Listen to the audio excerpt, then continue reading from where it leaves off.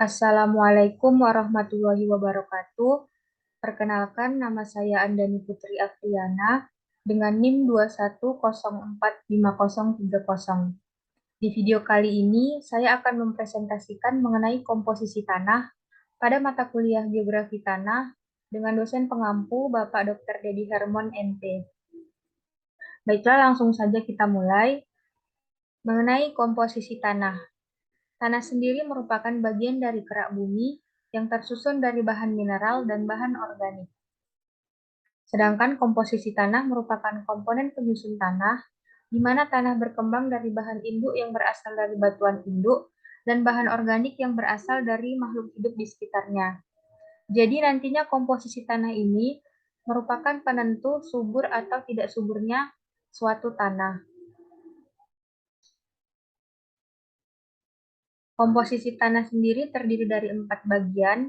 Yang pertama yaitu mineral, yang kedua organik, yang ketiga udara, dan yang keempat air. Yang pertama mineral.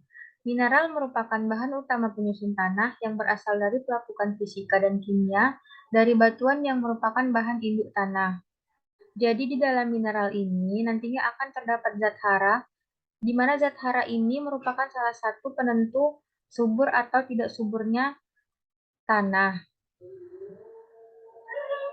Selanjutnya ada bahan organik.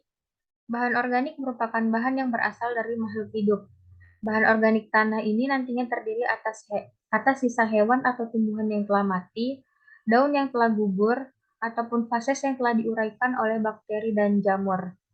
Hasil dari penguraian ini nantinya disebut dengan humus, dan humus ini merupakan pupuk yang sering digunakan oleh para petani untuk membuat tanah tanaman mereka menjadi semakin subur. Yang ketiga ada udara.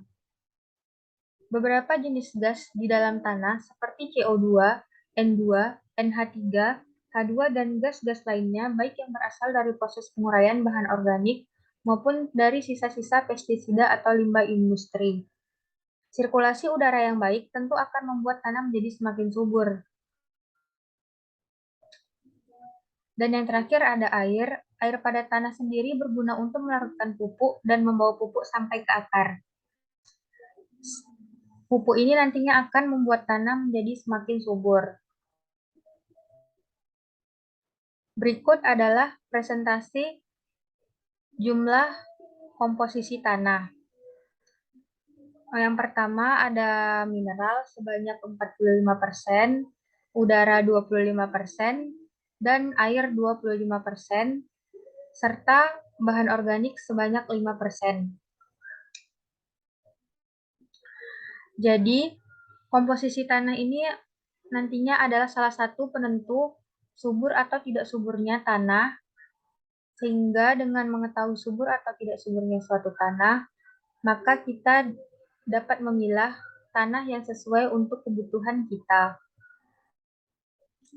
Baiklah, sekian presentasi dari saya.